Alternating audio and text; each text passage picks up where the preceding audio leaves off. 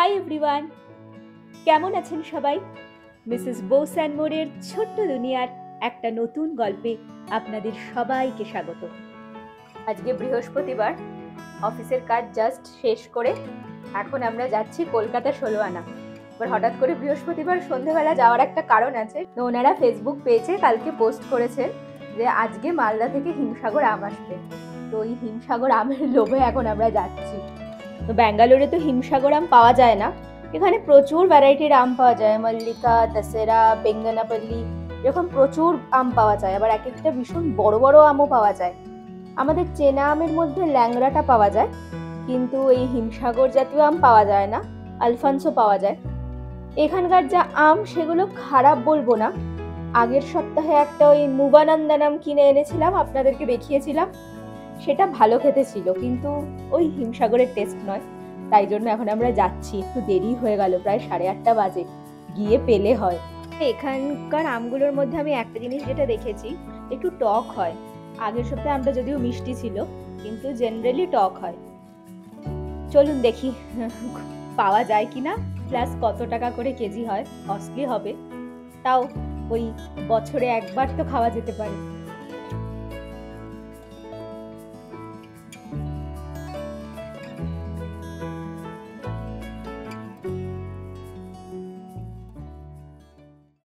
আপনাদেরকে একটা কথা বলি, আগের দিনকে যখন অফিস যাচ্ছিলাম, গোটা ব্যাঙ্গালোরে একটা অসাধারণ দৃশ্য ছিল। সেটা আমরাও জানতাম না, আমরা খেয়ালও করিনি।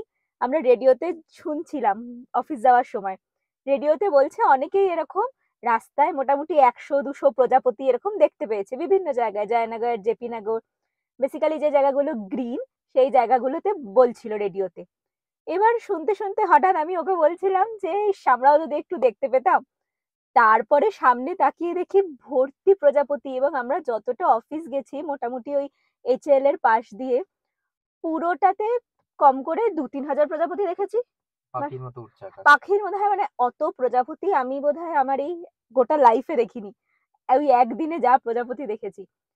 ভিডিওতে তো প্রচুর ভ্যারাইটি, কোনটা ফ্লুরোসেন্ট, কোনটা হোয়াইট, কোনটা বিভিন্ন, মানে সেই মাল্টি কালার যেগুলো হয় ব্ল্যাক এর উপর ডিজাইন করা, দারুন দারুন, গাড়ির উপর এসে যাচ্ছে। হ্যাঁ, কিন্তু অতটা ক্যাপচার করতে পারিনি, বিকজ ছোট ছোট আর খুব ফাস্ট উঠছে। তাও আমি অফিসে নামার পর অল্প একটুখানি পেরেছি, খুব ভালো হয়তো আপনারা বুঝতে পারবেন না। তাও ওই 2-3টে ক্লিপিংস আছে, আপনাদের জন্য রাখছি। কলকাতা 16 আনা যেতে যেতে আপনারা ওটা দেখুন।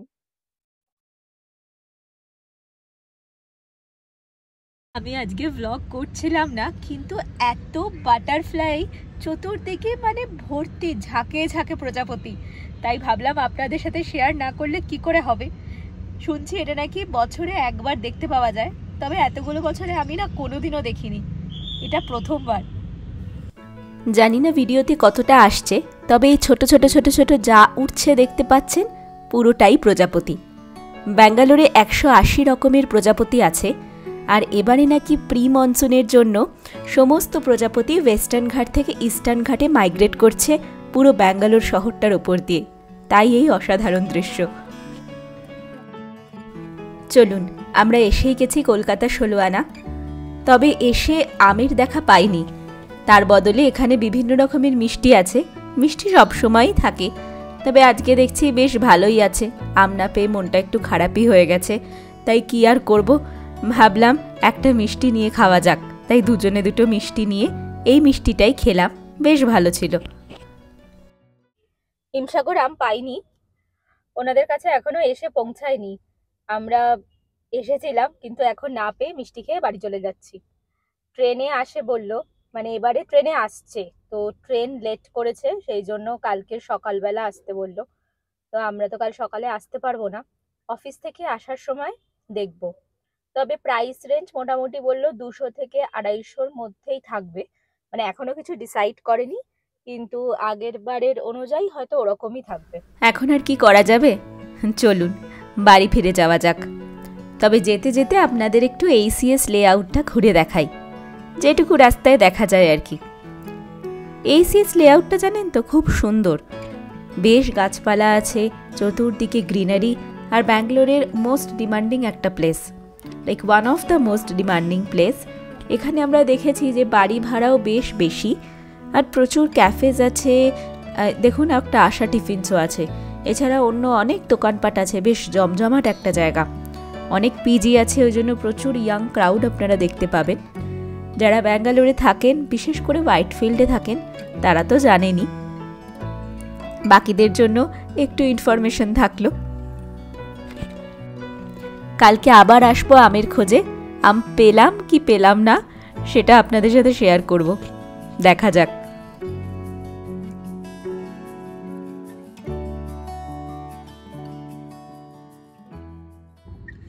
কালকে ব্লগটা ইচ্ছে করেই শেষ করিনি, ভেবেছিলাম যে আজকে অফিস থেকে ফেরার সময় আম কিনতে আসবো, তো যদি পাই তাহলে এই ব্লগ শেষ করব, নইলে ওই ব্লগ আর দেবো না।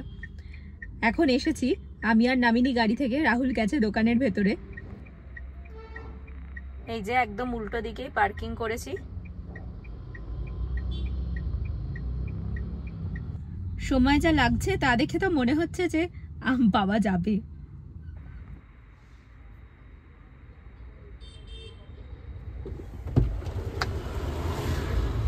আজকে এসেছে?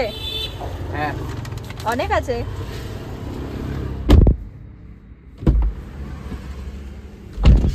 ভালো এসেছে মা। 250 টাকা করে কিলো। 250 টাকা 1 কেজি হিমসাগর? 1 কিলো নিলে? 1 কিলো না, একটু বেশি নিয়েছি, 250 টাকা করে কেজি। বাবা, কলকাতায় কত 80 টাকা বোধহয় এখন, না? ওই রকমই তো বললো বাবা। কিছুদিন বাদে তো আর 30-40 হয়ে যাবে। ওরা নাকি মালদা থেকে নিয়ে এসেছে, যা বলবে তাই বিশ্বাস করতে হবে, আর কি বলবো। কিছু অপশন আছে, তবে আমরা গন্ধটা ভালো, মানে পাওয়াও তো যায় না। হিমসাগর আম, কিন্তু এখন কিরকম খেতে না খেতে দেখে বুঝবো, খেলে বুঝবো, খেয়ে বলবো আপনাদেরকে।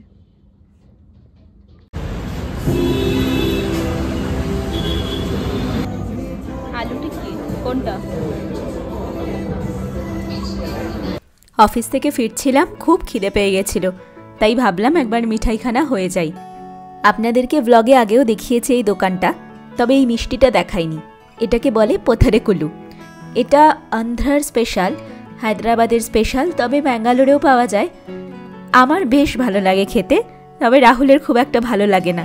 ভেতরে ভর্তি ড্রাই ফ্রুটস দেওয়া আছে, তবে খারাপ না, একটু মিষ্টিটা বেশি, মিষ্টির পরিমাণটা বেশি।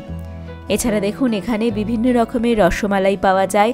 এই স্ট্রবেরি গোল্লাটা আপনাদের আগের দিন ব্লগে দেখিয়েছিলাম, যেটা আমার খুব ফেভারিট। এছাড়া ম্যাঙ্গো রাবড়ি, চেনা পায়েস, ইন্দ্রাণী কাপ, এরকম প্রচুর ভ্যারাইটি মিষ্টি আছে। তবে এই সব কটা আবার এরা জোম্যাটোতে ডেলিভারি করে না, কারণ এই ভাঁড় থেকে না পড়েও যায়। এরা প্যাকিং যেটা করে দেয়, আমরা দেখেছি বাড়ি নিয়ে যেতে যেতেও অনেকটা মানে অনেক সময় হয় যে পড়ে যায়, তো সেই জন্যই মেবি হয়তো এরা জোম্যাটোতে এগুলো ডেলিভারি করে না, যখন আসি তখনই পাই। আমরা নিয়েছি একটা আলু টিক্কির প্লেট, একটা আলু টিক্কিতে দুটো, মানে একটা আলু টিক্কির প্লেটে দুটো আলু টিক্কি থাকে, আর নিয়েছি একটা রাজকচুরি।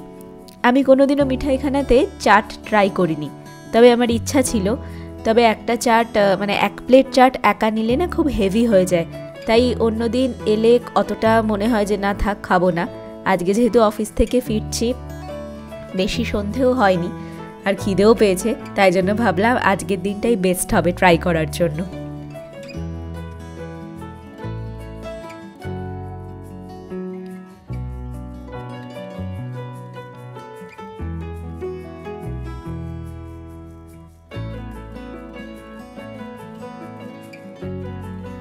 রাজকচুরিটা দেখতে তো দারুণ বানিয়েছে, তবে হ্যাঁ খেতেও খুব ভালো ছিল।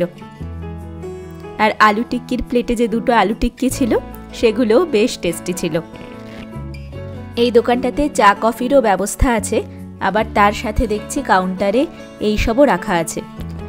এটা বাইরের কাউন্টার, দোকানের ভেতরে কাউন্টার নয়, মানে একই সাথে, কিন্তু বাইরে ওই পানিপুরি আর কফি বার এই দুটো আলাদা করে সেগমেন্ট করা আছে। এখন আবার দেখছেন এরা নতুন ব্রেকফাস্টও চালু করেছেন। দেখুন এখানে আবার 50% এখন অফ চলছে, যেহেতু স্টার্ট করেছে সদ্য। কখনো খাইনি এখানে, একদিন খেয়ে দেখবো কখনো। বাড়ি চলে এসেছি আম নিয়ে আর মিষ্টিও নিয়ে একটুখানি। একটুখানি চাপ পড়েছে, ট্রেনে এসছে না। ভালো গন্ধটা ভালো।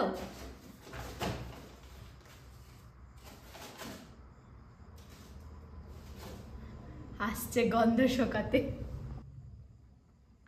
হ্যাঁ, মালদা মালদা মালদা মালদা থেকে এসছে, বলছে তো তাই, মালদার গাছ পাকা। গন্ধটা অসাম, মানে যেরকম কলকাতায় হয় হিমসাগর, মানে বেঙ্গলে যেরকম হিমসাগর হয় সেরকম। এখানে পাই না তো, ওই জন্য এখানে বেশি ভালো লাগছে। যা হয়, যেখানে আপনি যেটা পাবেন না সেখানে সেটা অসাধারণ লাগে। যাই হোক, আজকে তাহলে ব্লগটাকে এখানেই শেষ করছি। খুব তাড়াতাড়ি দেখা হবে নতুন একটা ব্লগে। ভিডিওটা কেমন লাগলো আমাকে কমেন্ট করে অবশ্যই জানাবেন। ভালো লাগলে একটা লাইক করে চ্যানেলটাকে সাবস্ক্রাইব করে দেবেন। সবাই সুস্থ থাকবেন, খুব খুব খুব ভালো থাকবেন।